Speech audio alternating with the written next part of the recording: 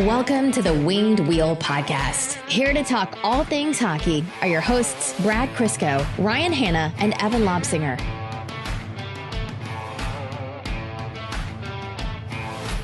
Back from our longest break that we've taken, I think, since the Christmas holiday. So thanks, folks, for bearing with us as we took a mini rest after the craziness.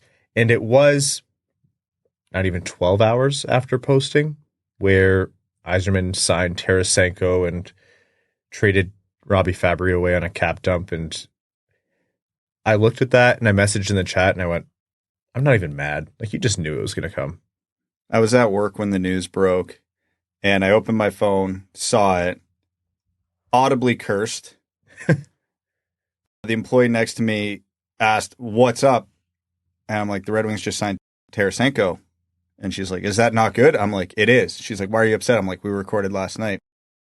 A day earlier than usual, and then not till Sunday. And the best part about all that was when Tarasenko came in, everyone immediately notified us of the fact that you actually reverse jinxed this into existence. Last episode, you were talking, I didn't go back and listen to your voice because I value my sanity, but you said something to the effect of, and Tarasenko's not going to sign here. And there you go. You're welcome. You thought you were Lobstradamus. Yeah, just like next summer, there's no way Mitch Marner or Mikko Rantanen sign here. Or, they're not going to get Lyon Draisaitl in the future. No chance. Absolutely no way. Evan, don't do the same thing because you're the only one who actually predicts stuff reliably. I'll say nothing. As you love to. Welcome to the Winged Wheel Podcast, folks. Back from a little break, here to talk to you about all things Detroit Red Wings hockey, the world of the NHL, and lots more. I'm one of your hosts, Ryan Hanna. I'm Brad Crisco. And I'm Evan. On this episode of the Winged Wheel Podcast, we are going to start with the Tarasenko signing and what that means for the Red Wings forward group. Then we'll get into the trade of Robby Fabbri, as has saddened a lot of people, and how it relates to Detroit's cap situation. There's going to be a discussion on arbitration and how it relates to Joe Veleno and whether Justin Holl or Talbot Husso are in play here in terms of buyouts. Steve Yzerman's thoughts from his press conference on the 4th of July, which felt very Steve Yzerman. Where the Red Wings stand right now, looking forward, development camp, Nate Danielson, and lots more before we get into overtime. Before all that, I want to let you know that the Winged Wheel Podcast is primarily supported by our Patreon supporters. Patreon.com/Winged Wheel Podcast if you want to join the Dub Club and go the extra mile to support the show. You get access to some really great benefits like our Patreon exclusive bonus overtime episodes, which record right after these main ones. And for all of our patrons, you're going to get a big dump of all of those as we catch up, as now we've rested a little bit. So a lot of those coming your way. You also get access to our Patreon exclusive Discord community, which is a fantastic community. Additionally, you're automatically entered into all of our giveaways. For example, for the past 2 seasons, we've given away 2 tickets to every Detroit Red Wings home game, the vast majority going directly to our Patreon supporters. So again, patreon.com/Winged Wheel Podcast. Vladimir Tarasenko, a Detroit Red Wing. Last episode, we posited that there weren't too many free agents left that could fill the kind of offensive hole that the Red Wings top 6 had. Tarasenko was one of the few names. And it was a little surprising that he went this far into free agency, just having won a cup with Florida, and not the Tarasenko of old, where at one point he was talked about, this is the closest thing the league will have to Datsyuk in terms of a Russian star and his skill set, but still a heavy offensive contributor. And Detroit lands him. 2-year contract, $4.75 million per year. Short term, $9.5 million total, for under $5 million at $4.75 million on the cap. What are your reactions, thoughts, analysis? How does this fit into Steve Yzerman's plan? A little bit of surprise because it was reported that he wanted to stay in Florida, but they obviously couldn't make it work. Who knows what the holdup was there? Could have been AAV, could have been the term. I know Tarasenko has a young family, so a little bit of stability might have been a deal breaker for him. My first reaction was, there's your Perron replacement, a slightly younger, slightly more productive David Perron. Completely different players, not comparable at all in terms of style, but it solves a problem. As we talked about last episode, the free agent market got picked clean immediately. What was left after last episode was Vladimir Tarasenko and then a bunch of old guy flyers. Your Max Pacioretty, maybe he's something. James Van Riemsdyk, maybe he's got something left in the tank. And don't get me wrong. I'm not saying Tarasenko's a world beater here. I expect him to score 20 goals, give or take, 45-ish points, give or take. And that's about market value for just under $5 million. So I'm A-okay with that. He's excellent off the rush, which is a huge weakness of the Red Wings. So I'm excited for that. But obviously he has next to no defensive game. But if you pair him with a Dylan Larkin or a JT Compher, that helps, especially if you pair him with a Dylan Larkin and a Lucas Raymond, hypothetically. It allows you to shelter him even in a prominent role. I'm not going to get too hung up on where he's going to fit in the lineup lines-wise because it's the NHL and you don't have a definitive top line. So we'll probably see these lines rotate every 5 to 10 games anyway. So yeah, I'm not getting hung up on it. There is a nice balance in the top 6 now of lefties and righties on wing, which they haven't had for a while. So that's a plus. I was happy. I thought for sure the Red Wings were going to have to go down the trade market to fill that hole because, again, I didn't think the last remaining good free agent forward would choose Detroit, and not to be pessimistic, but history has taught us they are not usually the landing spot in scenarios like this. Yeah, and the low term allows the flexibility. If you look at the Red Wings roster beyond the next 2 years, there's not a lot left. So if the Red Wings need a big overhaul, the opportunity is there. But the addition of Tarasenko should hopefully solve one problem in terms of how they're going to keep pace in the wild card race this year.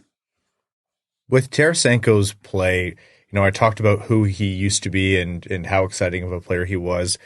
It's important to note, again, this isn't prime Tarasenko you're getting. He's not that old, but he's not been the healthiest player, and he's dealt with a ton of injury issues, and obviously this isn't the Tarasenko from his St. Louis years, but still 32. He'll be 33 halfway through the season, a bit younger than Perron. He still has the shot. He still has that offensive touch that way, and the size is there too, which I'm sure they like about him, but he's not going to be doing the work in the offensive zone physically, protecting the puck, being great down low like Perron was.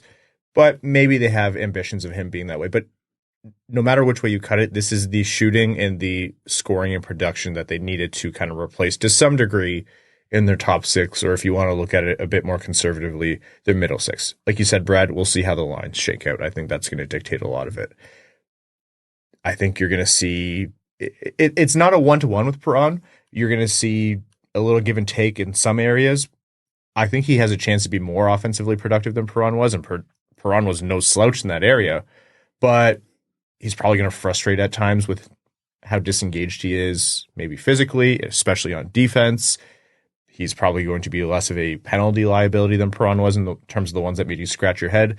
All in all, I think even though this isn't an exact archetypal replacement of who Perron was on the team, it is a necessary replacement to make sure that the Red Wings, at the very least, could be the team that they were last season offensively in that area. Nothing wrong with bringing in a guy who's won 2 Stanley Cups as well, right? Like, he brings a lot of experience that some of these young guys, especially the new young guys who Steve Yzerman alluded to he explicitly stated that are going to be in the roster next year. I think there's big value in having a guy like Tarasenko in the lineup. And he was, rather efficient in Ottawa on a bad team. He had 41 points in 57 games in Ottawa. That's perfectly capable and a perfect addition for the Red Wings. So very intriguing signing. Definitely did not see that one coming, but I think it'd be a great addition to the team. I would view his range at 50 points isn't the floor, but I think it's very, very, very attainable. We'll see how the Red Wings offense shakes out because, as you mentioned, Brad, who he's paired with and how that kind of chemistry works will dictate a lot of that. I could see him having a fantastic season and going north of 60 or more. Maybe he's a sneaky 25, 30 goal guy. You never know, but that's a lot of offense added.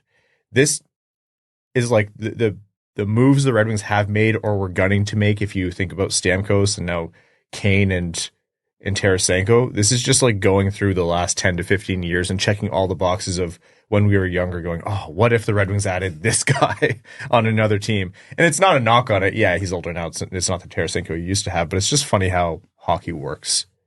Always fun to pick up a couple of New York Ranger legends. So how does this change the offense in your mind? Like, Brad, you talked about it's short term. He has a no trade clause first year. The next year he has a modified no trade clause. I believe it's an 8-team trade list. Still, where does that put the immediate next season Red Wings offensively in your mind? They've shipped out a lot of production. They've brought in some. Does this kind of bring them back to where they were, or do you think they're going to maybe have some figuring out to do? They definitely have some figuring out to do because, one, there's going to be a whole new flavor to the offense this year. Again, Tarasenko's only one player, but he's damn near the polar opposite of a David Perron. I know last year the Red Wings themselves and us and anybody with eyeballs who watched the Red Wings noted this team really did not like to shoot the puck as much as they probably should have. Not going to be an issue for Tarasenko. And if Raymond and DeBrincat have a mandate to let it go a little more, that could create more of a high volume offense with Tarasenko obviously being one of the leaders in that department. Again, lefty-righty gives the power play more of a balanced approach because they can have good options on both half walls, on both power plays now, which wasn't in the cards last year. But that all comes with the expected regression that the Red Wings were going to have. They were on a bit of a shooting percentage heater last year. They outpaced their expected goals. Like their actual goals was higher than their expected goals. Usually that's not 1,000%, but it's a pretty good indicator that, yeah, every light on the dashboard not be lighting up, but there's a couple. So I don't think they're world beaters. I think if the Red Wings are going to see any improvement in terms of goal production, it's going to have to come from an unexpected source. Carter Mazur jumps into the lineup and chips in 15 or 20 goals that you weren't expecting. Jonathan Berggren pops in for 35, 40 assists that you weren't expecting. Neither of those things likely to happen. I'm sure we'll talk about it when we get to Fabbri. I don't even think there's a spot for the team for a Mazur or a Kasper right now. But someone who you don't think is going to produce is going to have to produce. Otherwise, I do see a slight regression on the horizon. And in terms of price, we mentioned it. Not that it matters entirely right now. Like, you still have to see where the Seider and Raymond contracts come in. It was as expected for a guy of Tarasenko's stature with the production he'll bring. So short term means you don't stress too much if you think it's a little high, but it was about where the markets were projecting Tarasenko to come in cap hit wise. Let's now jump over, talking about cap hit, to the trade that we kind of hypothesized is happening for a long time now, which is Robby Fabbri as a cap dump to the Anaheim Ducks. So the Ducks acquired Fabbri, full contract, no retention by Detroit, and a 2025 fourth-round pick, which is conditional. Anaheim will receive the earlier of Detroit's own 2025 fourth-round pick or Boston's 2025 fourth-round pick.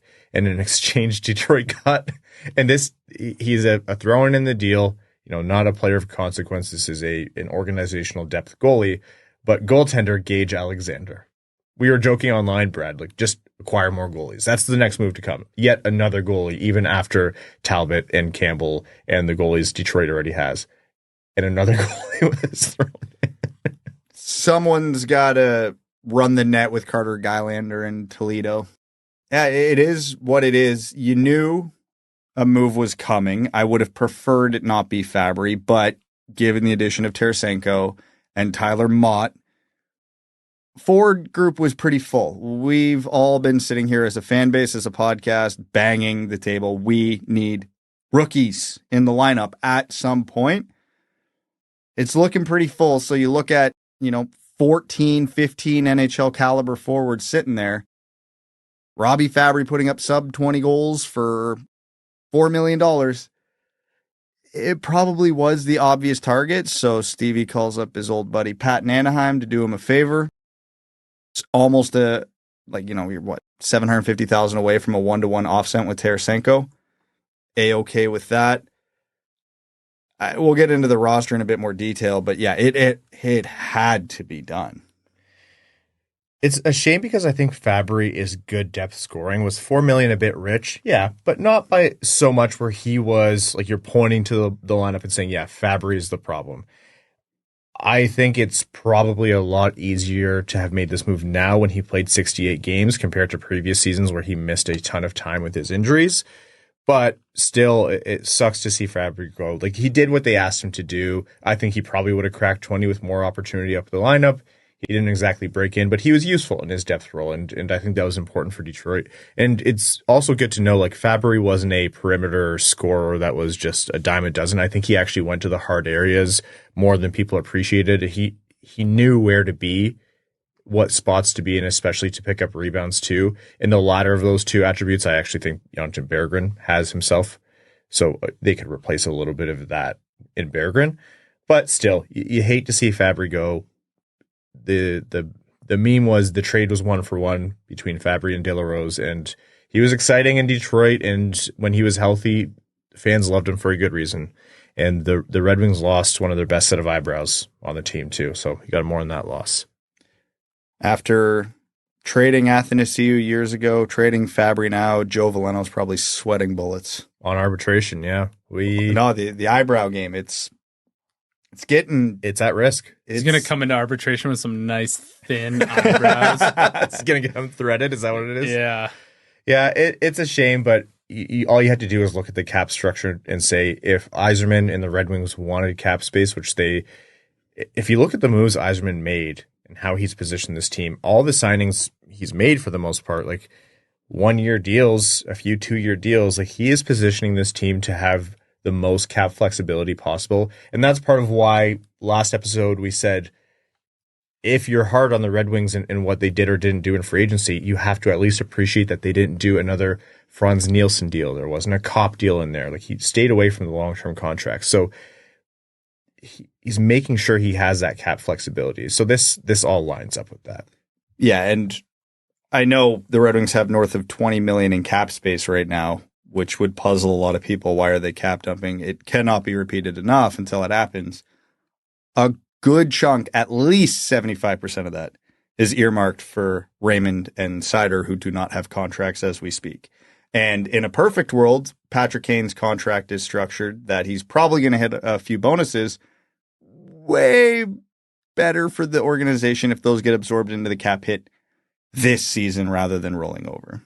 And yeah, you want the flexibility for those longer term deals. It might be less than what's earmarked for Seider and Raymond if they take the bridges, but it's better than being forced into that direction because Yzerman has said that's his preference. Like he let that out with Raymond where he said, we want to go long term. And if the player doesn't want to do that, then we'll look at other options.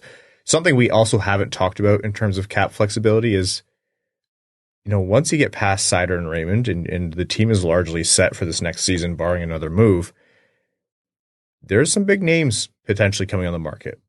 Not just in free agency. There might be big names available in trades. And the Red Wings are getting into a space now where it makes sense to gun hard for those guys. You might get sick of hearing his name, but until something happens, he's going to be at the top of the list. Marner, Rantanen, Draisaitl, even though, likely to stay in Edmonton. Whatever name is coming up there, Detroit doesn't want to be on the outs and not have the flexibility to go for those guys. So that's going to be the next, not tinfoil hat theory, but that's the big dreaming that Detroit fans and what we're going to talk about coming up here. And that's strategic. That's what you want Detroit to be positioned to do. Yeah, and the sad reality is they're not in a good cap space right now overall. The Red Wings have mostly 1- and 2-year contracts throughout their lineup. Obviously, Raymond and Seider are going to get longer than that. You still have a few too many years on Kopp, and Comfort's got a few. But beyond that, there's not a lot of term.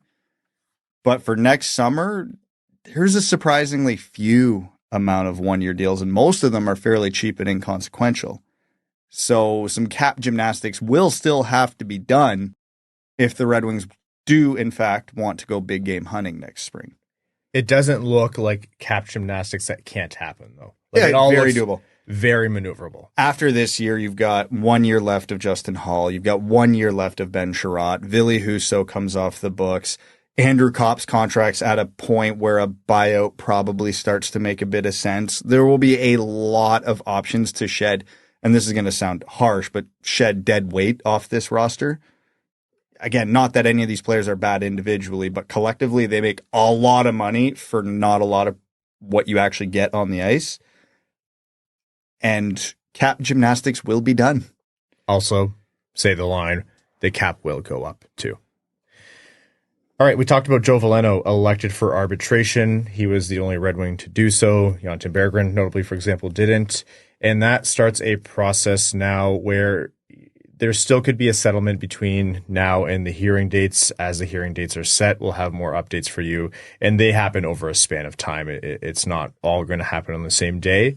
And so the Red Wings have between either July 20th and August 4th, depending on when the hearing date is set for.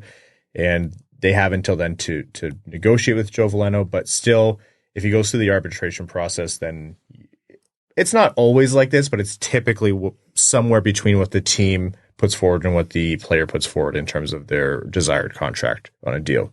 Now, that is what it is. And to put it simply, Joe Veleno is not going to be a big money maker just based on production. He's going to be getting the arbitration award if it gets that far for a depth lineup player. And that's not a knock on Joe Veleno. That's just who he is. The big thing is this opens up a buyout window with conditions that Detroit could potentially use here. And so if you look at, how this works, I'm going to read out cap friendly. Clubs are permitted to perform a buyout outside the regular period during the 48-hour period beginning on the third day after the final of A, the settlement of the club's final arbitration case. Detroit only has the one. Or B, the receipt of the club's last arbitration award. So I oversimplified it, but in general, they might have a window here to work with.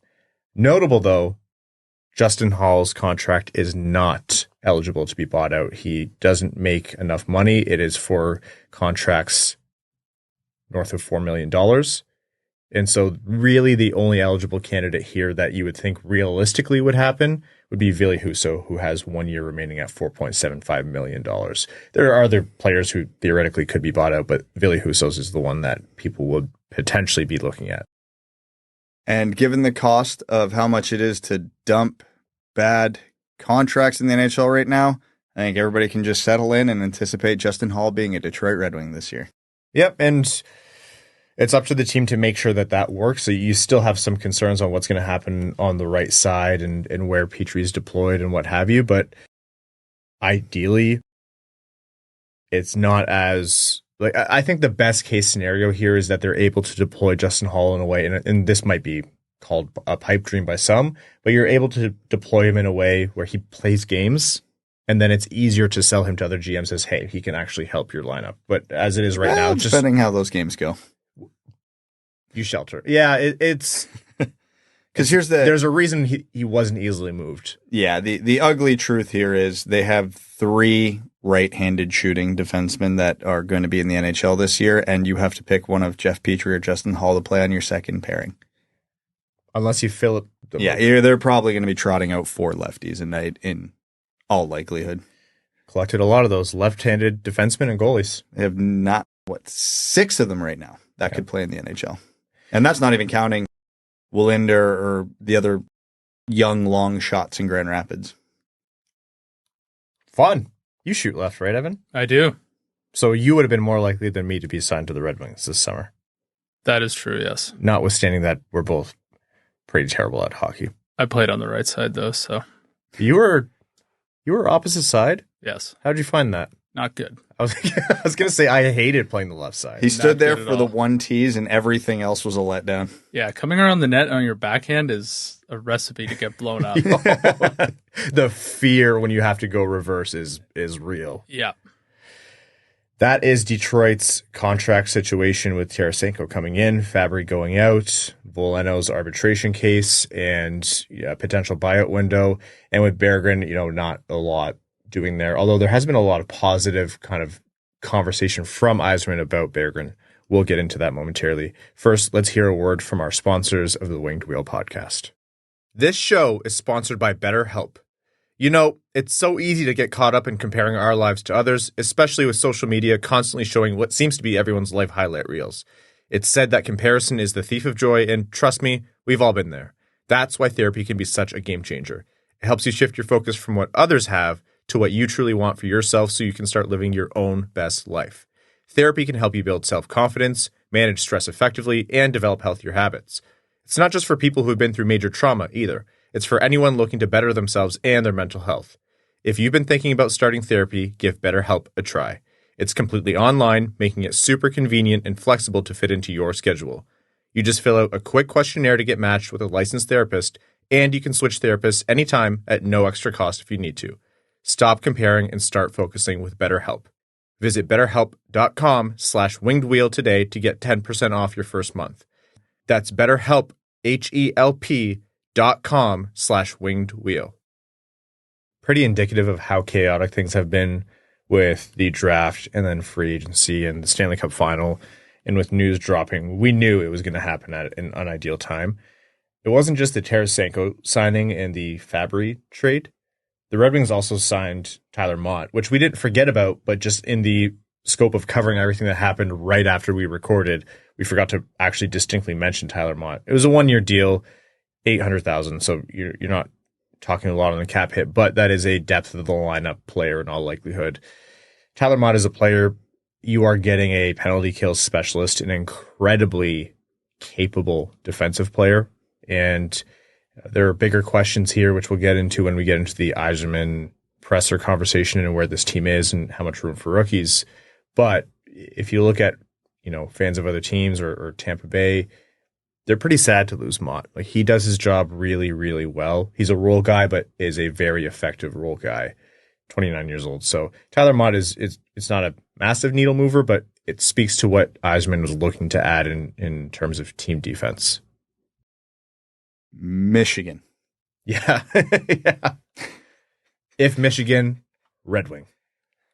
More Michigan. Yeah. But in all honesty, like there's more to the signing than just the typical Michigan thing, but you did have to laugh. Add goalie, add Michigan, and both those things happen in spades for Detroit.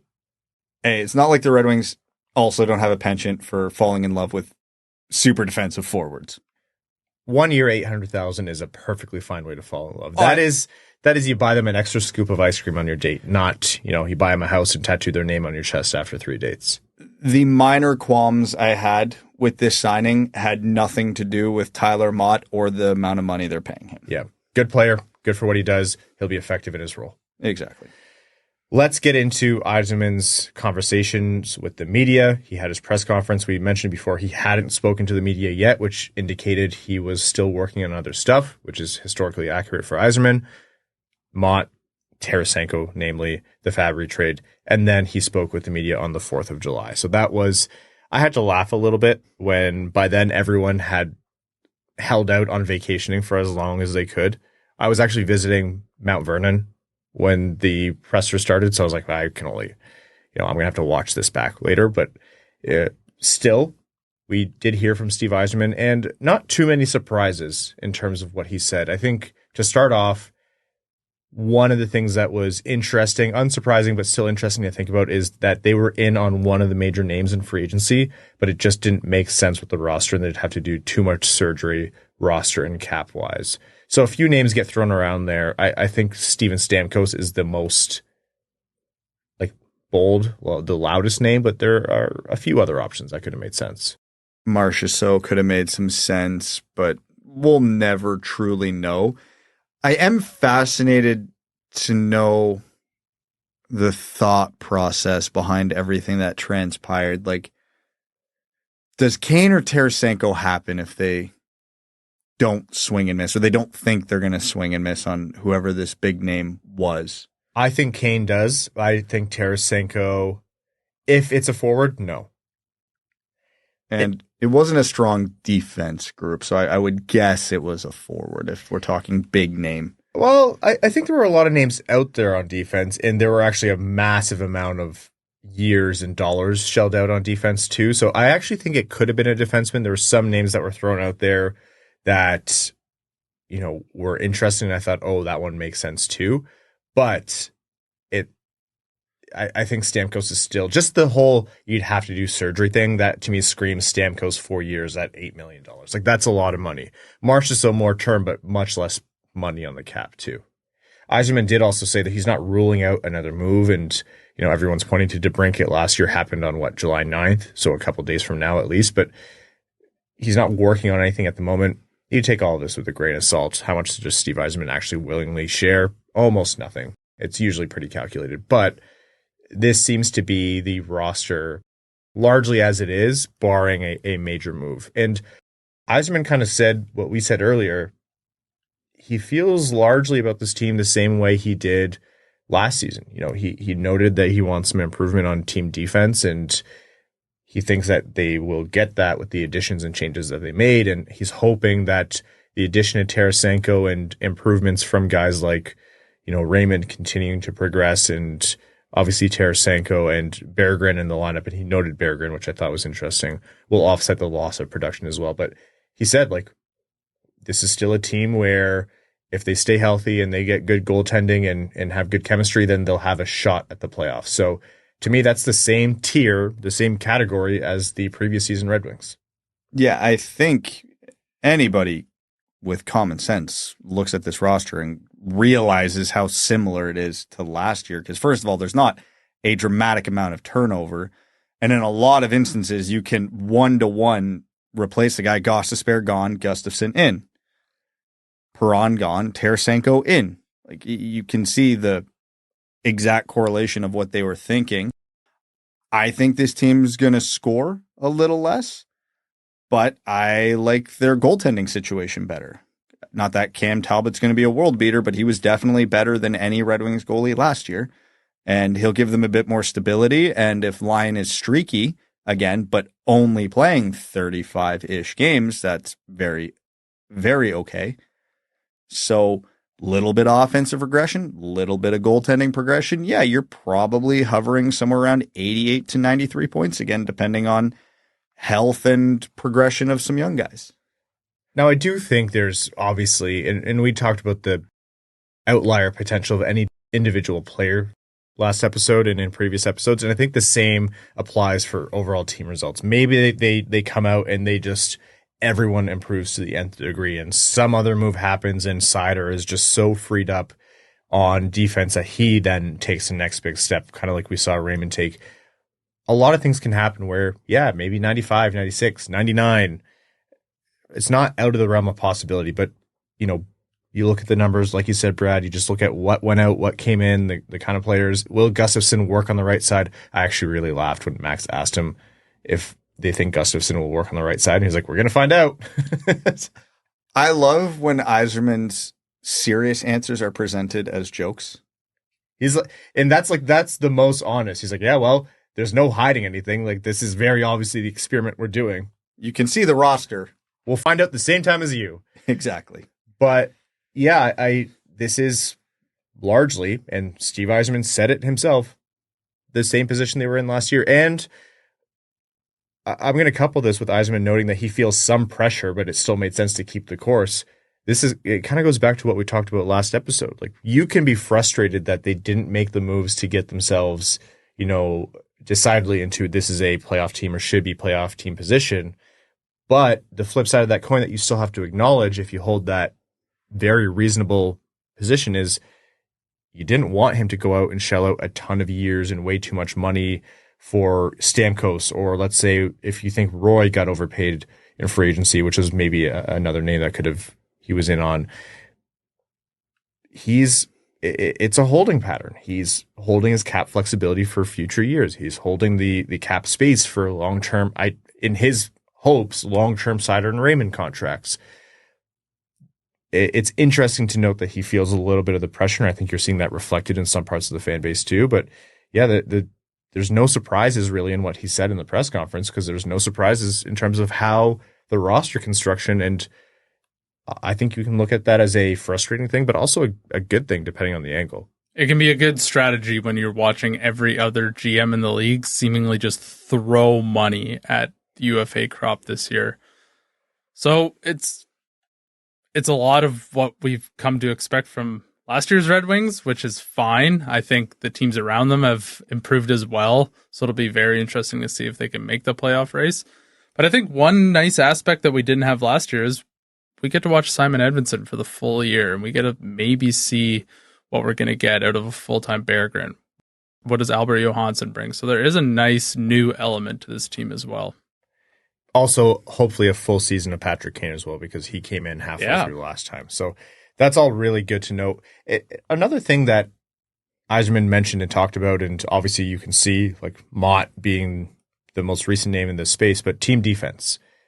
Yeah, it never feels fun to sacrifice goals in production, and Brad outlined, statistically the things that they're going to be battling to keep the same kind of offensive output they had last season. But improving on team defense, it's been a big bug for the Red Wings for a while, and they don't exactly have the defensemen themselves to be irresponsible defensively or have that luxury. And so I think it's important to focus on that. And the other benefits it could have is you might give your goalies a bit of an easier time.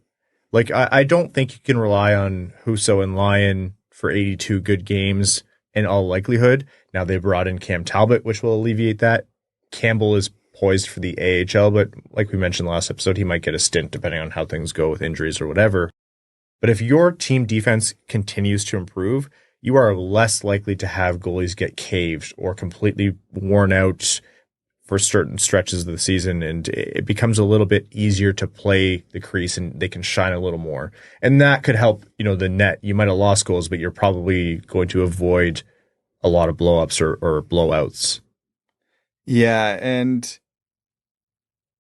systems alone can improve team defense, right? The group can remain largely the same or at least fairly similar. But if the system is properly executed or tweaked to be something better, you can get improvement that way. As we've seen time and time again, it's hard to manufacture goals, but there have been good teams with good coaches that have manufactured team defense. And again, we still don't, I think, fully know what the goaltending and the defense is going to look like, because right now, by the contracts they sign and everything, they have 4 NHL goalies. I think it's pretty safe to assume Campbell's going to go to the AHL. That still leaves you with 3. They got 9 defensemen on the roster. I think it's probably a safe assumption Augustine goes down to Grand Rapids, but they can't carry 3 goalies and 8 defense. That doesn't give you an extra at forward, and they're not going to run through the season with 12 forwards. So it was interesting listening to Yzerman once again say almost nothing.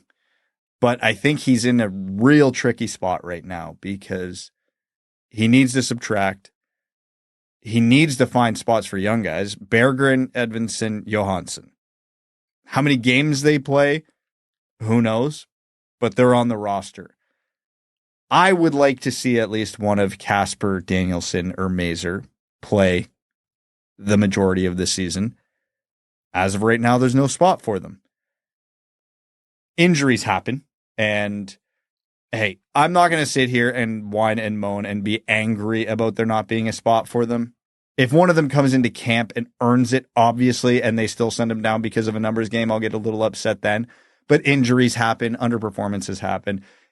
If Carter Mazur comes up in November and plays the rest of the year, it's not the end of the world. That's perfectly fine. But he's right on that tightrope of he's not making too big of commitments to too many players where the future is getting sacrificed. It's all short term. The flexibility's still there, but also it's a very sensitive time. You can't wait too long with a lot of these guys. Look at what's happening with Berggren right now, where dude's almost 30 years old. Not literally, but and finally getting his NHL run. You just made some people go to Hockey DB real fast. But he is in his mid-20s. Like, that's not even an exaggeration. Like, it's way past time. And we've seen in the NHL time and time again, it's not the old school players start to get ready for the NHL at 23, 24, 25. They're the good ones, the ones that are going to help you contribute to a Stanley Cup, are ready to go 20, 21 years old, like consistently. So if Danielson, Kasper, and Mazur aren't playing by then, we got bigger problems. So you have to find out what they are at the NHL level sooner than later. And understand there's a difference between soon and rushing. Kasper's already got 3 pro years under his belt. Mazur's got that full year in Grand Rapids under his belt. Danielson, yeah, okay. He's the best of the group, but he hasn't played a pro season yet, so it's understandable if they want to get him in Grand Rapids. But there is a risk here, and they do need to find a spot for at least one of these guys. Now, who Yzerman talked about in his press conference and has repeated this is Edvinsson, Johansson, Berggren. Is that because he wants to or because he has to? Honestly, I think it's because he has to. That was the vibe I got. But I also think it's both. Like, I think Edvinsson, he's a Red Wing. He's not going to, like, we already saw he's a Red Wing. He made an impact in his limited time to contribute to the team. He's a Red Wing. Berggren, unless something changes in terms of you move him or whatever, they need to replace offense.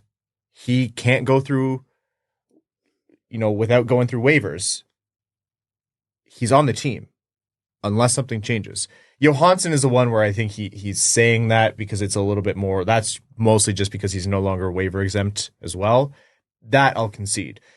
They seem to love that guy though. Oh yeah. They've been bringing his name up in press conferences for 2 seasons at least now. And I think he's a good prospect who will play for the Red Wings. And I don't think he's Edvinsson level, which is why he'll probably be slower to make it into the lineup full time. But he'll get there, all things going well. I'm pretty confident in that. I'm just saying for Johansson, I don't think it'll be Edvinsson top 4 day 1 style deployment. I have genuine concern how many games Johansson's going to play this year, because for him to get in the lineup right now, the most likely path to that is they send Lagus into the minors, and then they would have to scratch Holl. And they don't have a problem doing that. No, Holl and Motte and somebody else to get him in the lineup. Injuries, trades. We saw last year. You can't. It's a good thing to not get injured, but you can't bank on it. Last year was weird on defense, right? It was. My opinion remains: if he can't beat those guys out, then yes. Then it doesn't matter. It's a moot point. You have to get the chance to beat those guys out. And I'm not a betting man, but I'd comfortably put $20 on the table right now. He's not going to be in the opening night lineup. And I'm not saying he should, but just this is how this organization has historically operated. It's one of the carryovers from the Holl into the Yzerman era is the young guys don't just have to prove they are on the team. They have to kick a door down to get on their team, which is a great story when it happens, but that's still a little silly and old school. Like, is that their case though? Like Edvinsson is a loud example, and I think that was too long on Edvinsson. But was it the case for maybe Seider and Raymond on the other side of the spectrum? They literally did come in and drop kick the door into the middle of the living room, so they got their run. But even Seider was 2 years to the NHL. Raymond is really, truly the only exception. Not a fair statement because obviously Seider was coming up in the COVID era. We understand the limitations that caused.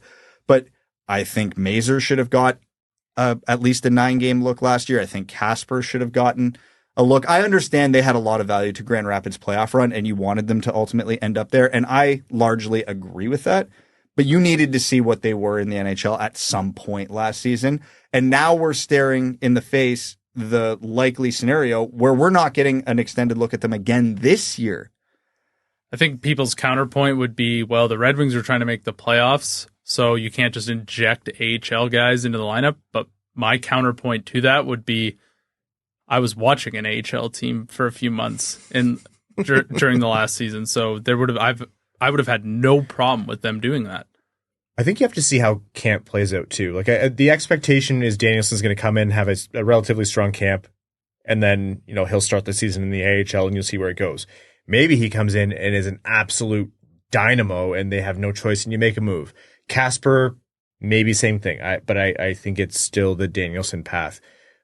I don't disagree with what you're saying, Brad. But for me, if the focus is on right now, like Edvinsson, Ajo sounds worse out loud than it does written down. Yeah, Albert Johansson. Yeah, let's not do that.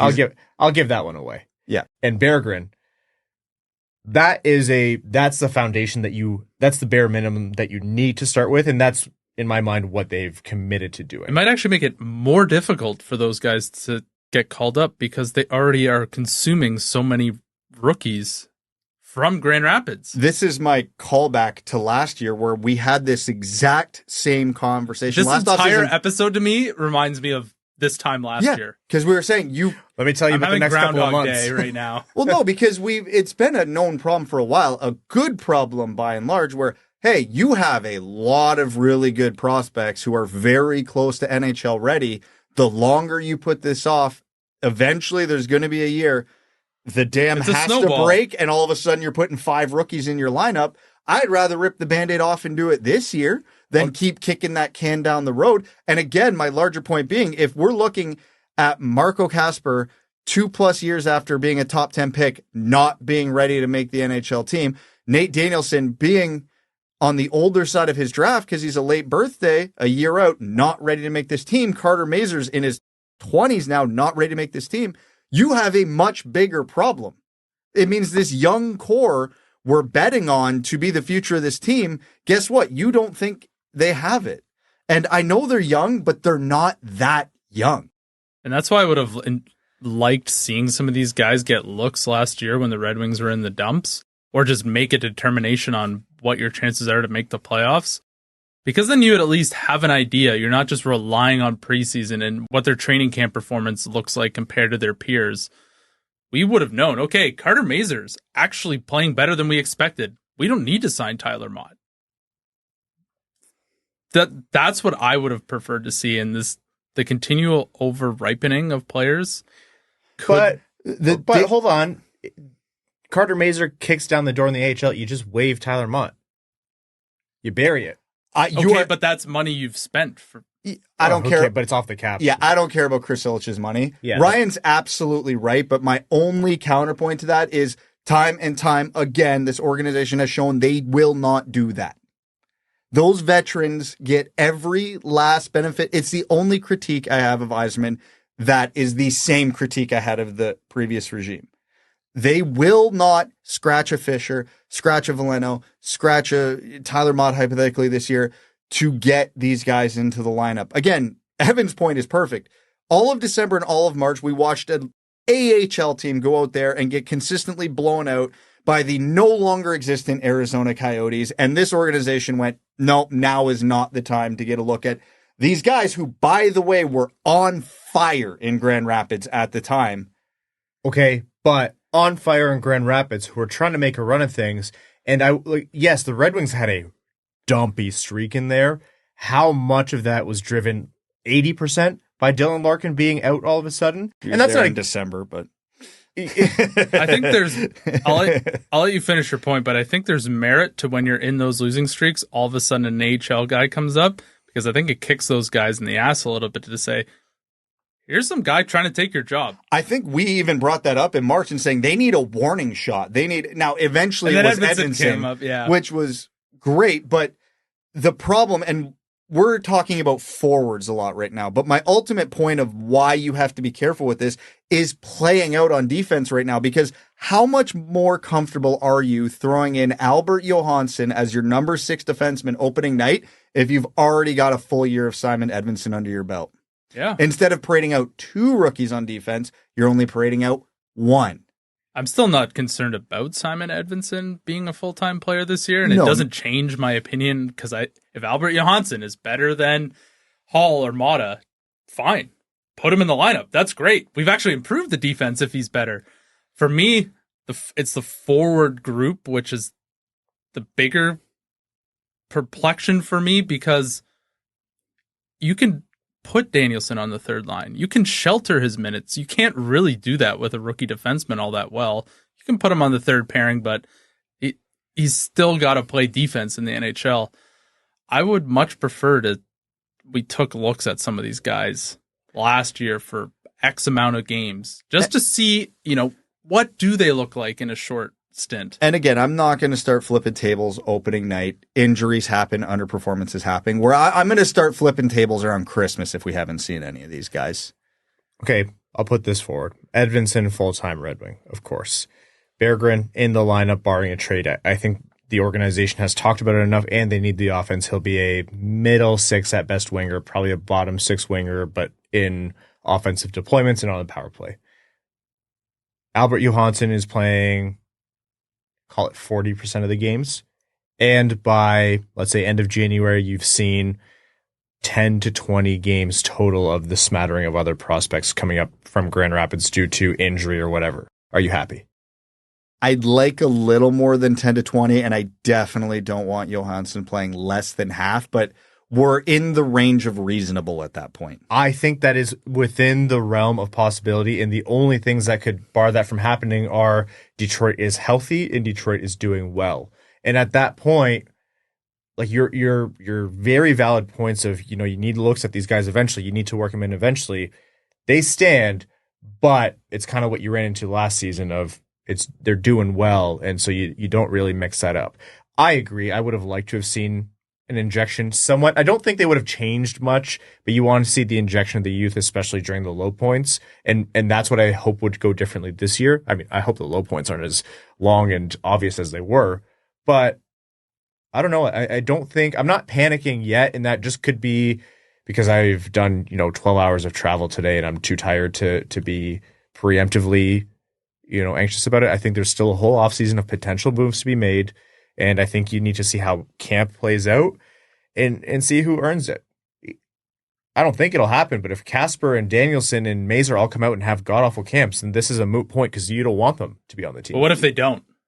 Then you evaluate what the GM does and how are you going to reward this? Even if it can't be right away, but by, if they have obviously outgrown their time in Grand Rapids, are they going to be down all year again? And then, yeah, it's a fair point and come back and throw eggs at me, but I will write that in my comments. Yeah, again, my whole point right now isn't this absolutely has to happen. My whole point is here's the problems that are going to arise if it doesn't. And it's either, hey, the core of this team might actually be bad and you have bigger problems, or, yeah, like, here's the hypothetical with the way the roster is constructed now. We've seen the progression of Danielson, Kasper, Mazur to the point we have a reasonable expectation of where they should be at the end of this upcoming season.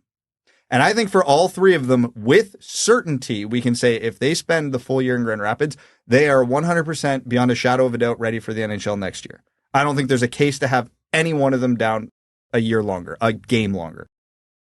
Are you throwing all three of them in next year at the same time? Maybe you have to. I don't know. That might be the scenario, but if the Red Wings are competitive this year, I think there's some grace from the fans if they take a bit of a step backwards this year. The year after, I don't think it'll be there. All right. Also, if that situation happens, that's kind of the prime time to trade one of them, isn't it? If you're making a move for an elite guy, like that's a very real option. As we've learned time and time again, trades are great and they're awesome when it happens, and those hypotheticals make a lot of sense, but sometimes there just isn't a trade partner. Well, speaking of prospects, why don't we jump forward to the development camp, which wrapped up. God, I thought you almost said prospect profile, and my eye twitched. I thought too. I was like, what day is it? What month is it? Evan, where do you think we are? I'm going to link to Max Bultman's article with The Athletic Detroit because he had a really good write-up and summary. But in general, some takeaways from development camp. Nate Danielson was the guy there, unsurprisingly, and actually very happy for Red Wings fans. Showed that he continued his great progression and development as a prospect, was leading the camp on and off the ice, and the Red Wings took notice of that, and he stood out. Brandsegg-Nygard had a skate issue, and he was kind of falling all over the ice, but did also show off his shot, who he is as a prospect, like how dogged he is on the puck, a workhorse. In general, it was a good showing from him overall. Max Plante showed off his playmaking, his vision, and his skills, and also the competitiveness. You talk about MBN, but Max Plante's in there too. Credit also, and this guy gets a lot of love online, and we don't talk about him enough probably, but a 7th-round pick who's making a name for himself and continues to show is Emmett Finney, who he scored a few times in the tournament, I'm pretty sure, and showed off his shot, his strong skating as well. And recent signing, Jakub Ryklovsky, that was just the European free agent that they brought in, also kind of stood out, and those are the forwards. Max also noted Shai Buyam, Sandin Pellikka, of course, Anton Johansson, and then Dylan James, who's kind of a forgotten about, for somewhat obvious reasons, 2022 second-round pick, but he had a bit of a standout, and then other smattering of names in there. But all in all, the storylines you want to see from development camp as much as you can draw from that. Don't you dare leave out the tournament-winning goal. I needed you to say it, Brad. Brady Cleveland showing his offensive flair. Wow. When I saw Brady Cleveland tournament winning goal, the grin on my face was ear to ear. I was stoked when I saw that. That is That's how like we sat here and said, oh yeah, next season's going to be the same. No. There's some wormhole ripped open, and we're redoing 2016 in a lot of ways, but there's going to be some weird stuff to indicate that we're going into a different timeline. And Brady Cleveland throwing egg at us, that was a specific FU Brad goal. Love it. We love it. Anyhow, we'll link to Max's article, read up on development camp. Very quickly, we can't ignore the trade. Kind of made everyone's jaw drop in terms of NHL news. The Buffalo Sabres acquired from the Edmonton Oilers Ryan McLeod and, depth, organizational player Tyler Tullio in exchange for former first-round pick Matthew Savoie. We'll get into the details of this after, the initial reactions, because I think there's some nuance to it. But what? Did anyone outside of the Sabres organization see this coming? Nope, absolutely they did not. I think all Twitter was for about 20 minutes there was a series of shocked and confused reaction gifs, which felt very appropriate. Once the shock set in, you understand the trade. McLeod had a very strong playoff run with Edmonton all the way to Game 7 of the Cup Finals. He's crazy fast, and if you look at the players, not top-end players, but if you look at the players Buffalo acquired, getting faster was a clear mandate for them, and they definitely juiced up their bottom six, giving up a top 10 pick for a bottom six forward. You do with that information what you will, but the known commodity versus the unknown commodity, and we've made all the jokes of how many small forwards do the Sabres need, because they have seemingly all of them. It's a good bet for Edmonton to make because you get a small skilled forward. If there's a team where he can break in and make that work, it's the Edmonton Oilers. I don't know if that was going to happen for him in Buffalo, but both teams got what they needed. Now it's just an argument of value. The McLeod part of it was the part that I was missing. I knew Savoy's development wasn't to Buffalo's liking. For as much as I'm familiar with it, I think it's still too early to give up on a prospect of that much potential talent, because Savoy was one of the most talented players in his range in that draft, selected right after Detroit picked. And so that to me, I was like, even if it's not, a world-beating prospect, that's early to give up on him. The part that I was missing and I got corrected on when I asked some people is, like you said, Brad, Ryan McLeod is not just a useful NHLer, he's a good NHLer today.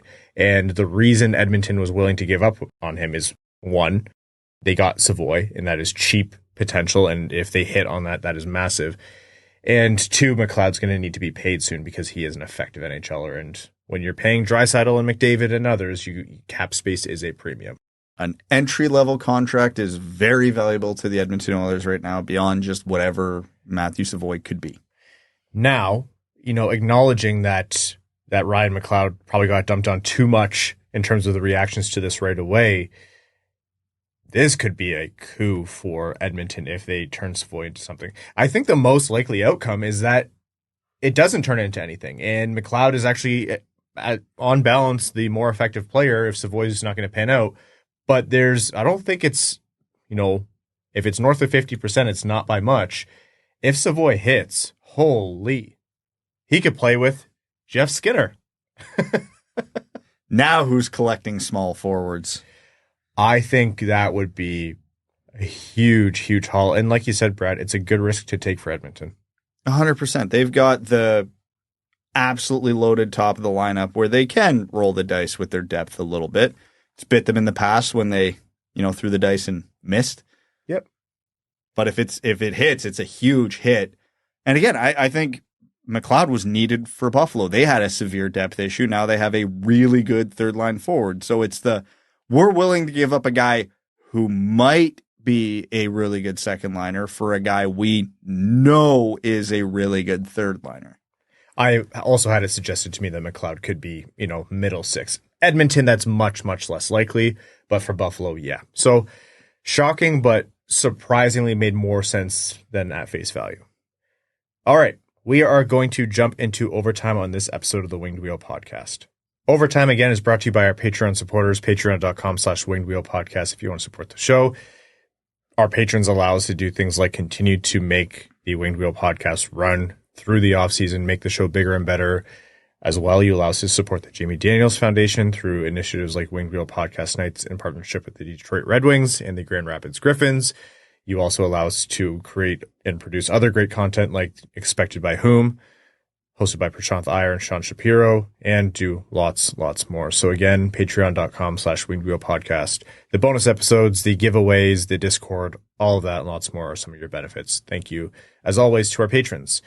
We have some time for some questions here before we jump into our bonus episode recording. Detroit Hockey Fan 14 says, assuming there are no more moves left, how many games do you expect from Mazur, Kasper, Danielson, Berggren? What kind of production do you expect for them? So Mazur, Kasper, Danielson, and Berggren are the four names in question here. Berggren's, I'll say 60 games, 30 points, give or take. Mazur, Danielson, Kasper, my prediction is they're going to combine for less than 15. And if they can get a half a point per game between them, I'll be happy. Yeah, Berggren, I'll say, will play most of the season. I think 60 is a fair bet. I actually think, yeah, in 60 games, about half a point per game, maybe a bit more depending on how his power play time goes. Mazur, Kasper, Danielson between the three, I'll be a little bit more optimistic and I'll say 30 games between the three. And yeah, half point per game is fair enough. Shatorsky, 22, new patron. Thank you so much for joining the Dub Club. Says, call me crazy, but I'd still love to add Zegras. I think he'd fit great on this roster. What would that cost? Well, you're moving a prospect. You're moving a pick. I think that is the basis of the construction of the trade. It doesn't have to be that way, but that's just the default. And the good thing is the Red Wings could afford both. How much is a question, and then you'd also have to worry about, fitting him under the cap and whatever your future plans are.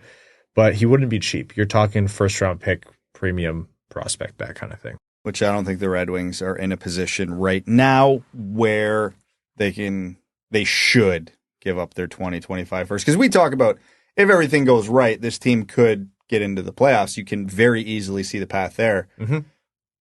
The unspoken thing nobody wants to talk about is I could very easily see a path to them picking top 10 as well. Oh, if it's a disastrous year and between the million goalies they have, none of them can do it, and they're not, like Larkin is out a long time, knock on wood that doesn't happen, but it can go the other way where 82, 84 points is also... I'd argue that's almost more likely because perfect health doesn't happen. Regression, where expected, usually does happen at some point. This roster's not young. Age happens. Like, I think it's not like far off from 50-50 of overperforming or underperforming, but I'd say the underperforming scenario is more likely, slightly.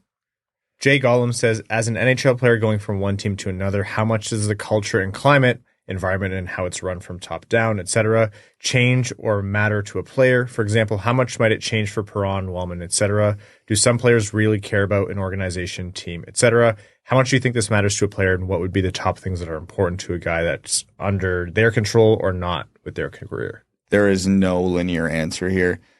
A young guy probably doesn't give too much about the culture or that. He's like, I want to make money. I want to live somewhere nice. I want to get along with the guys in the room. An older player might look at it and go, okay, I want to settle down for a while. Now I'm looking at the stability of the organization, the stability of the area, the stability of the roster.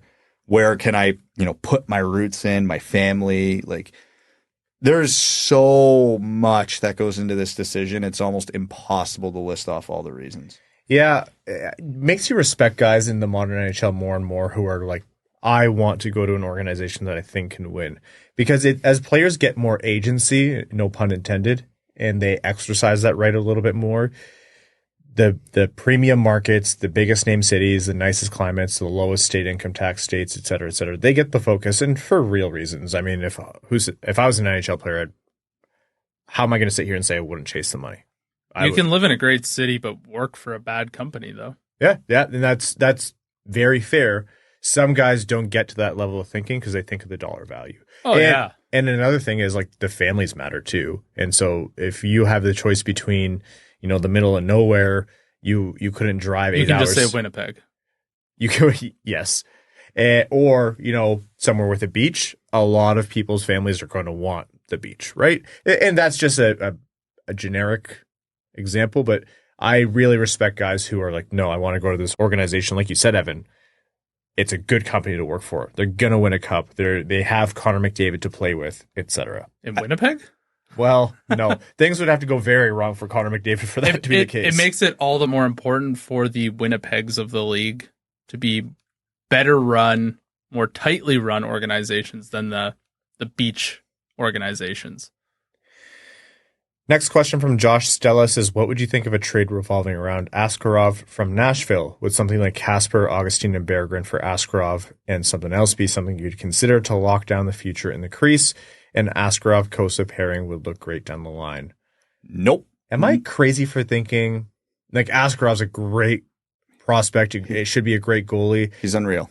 But would that be worth the risk of paying premiums just to add more into the goalie space when you have Cossa, Augustine right now?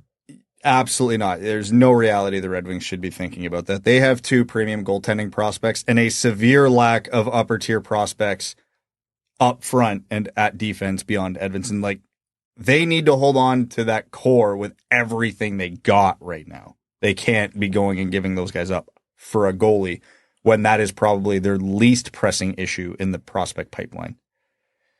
Next one here from Jack Enthroledo, new patron. Thank you so much for your support. Says, is it ever a good idea to put a weak defensive power play quarterback like Gostisbehere or now Gustafsson as a fourth wing forward so that you have them on the roster for power plays, but you get a defense-minded player during a 5-on-5 and possibly even more D in the last line? Was really curious. Thanks. So basically, are you sticking a defenseman at forward?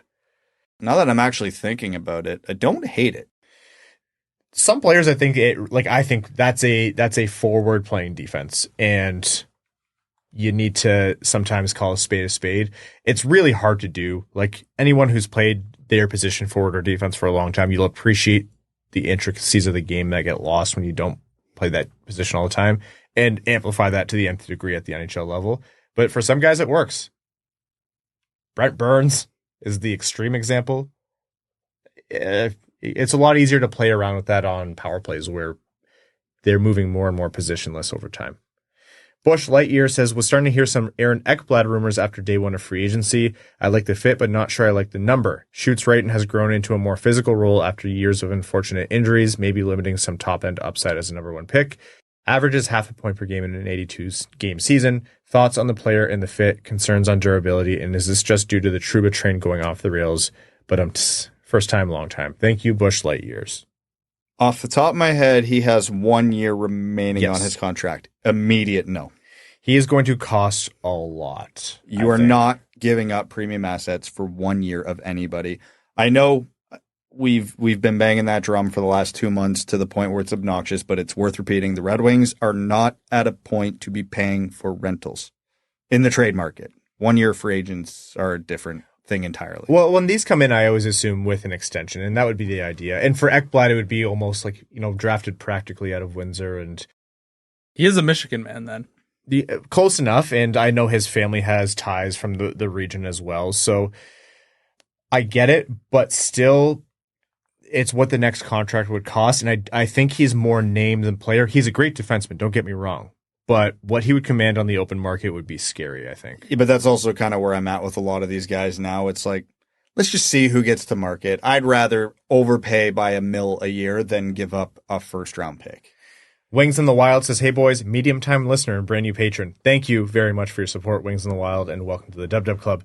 Says, very excited to join this awesome community. My question is, who would be on the Red Wings all crazy eyes lineup? 3 forwards, 2 defensemen, and 1 goalie.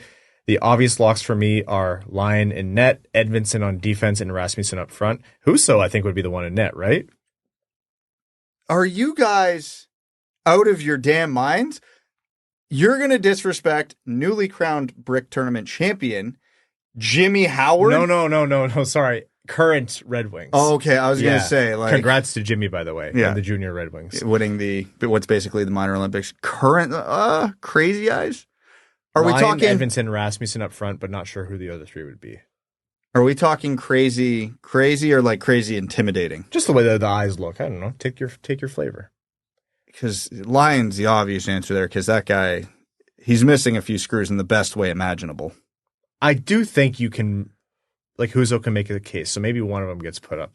I don't know. Ben Sherratt has he has a face of like, hey, I am, aside from being strikingly handsome, I will beat the piss out of you. Christian Fischer, not crazy. Mo Seider's death stare. He looks, because he's intimidating, but he has that long curly hair, so the offset makes it look really unsettling. Weirdly apathetic in physical situations. Like he's annoyed.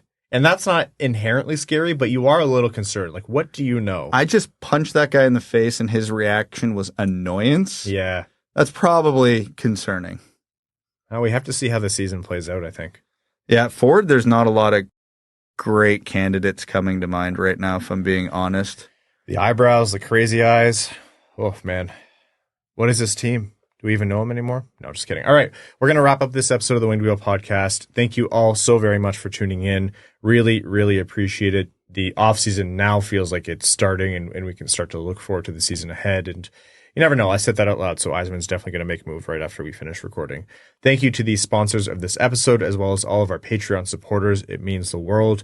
If you're a new listener, welcome to the show. And if you're a listener of old, thanks for hanging in with us. And we hope you enjoy yet another season, and then draft and free agency, and then trades and signings and what have you. This offseason will be fun.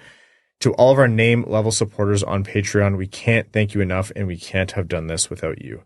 Arjun Shanker, Yves Bartels on behalf of the Sarah Grand Foundation, Aikfer, Samuel Soderholm, Icon, Alexander Hansen, new name level supporter, Victor Zetterberg, Ghost of OSBP, Glenn Brabham, Cronner's Left Knee, Ashley Van Conant, Sea Lion, Matthew M. Rice, Admiral Matt S. at the Cheesebag Navy, BRB collecting goaltenders for the Infinity Gauntlet, Carl Brutananaluski, Carl Provy, Citizen High Five, Clip Clop Nene, Connor Scovey, Craig Kibble, Denny's Gamer Girl, Derek Enstam, Cider, Dickens, formerly Warlin Winchester, DJ Denton, Eric Hill, God Creatives, Give Blood Fight Probert, Goose Looney's Drinking Club, Hockeytown Love, Hockeytown Matt, Hassam Al-Qassem, Jay Gollum, Jacob Turner, Jeff Pridemore, Jim Kalmbach, brand new name level supporter, Jonathan Miller, Kalen Wood, Marcus, Marty, Matt Keeler, Matt McKay, Michael Edlund, R.A., Raul Pudd, Riley Enright, Ryan Britt, new name level supporter, S. Klein, Scott Martin,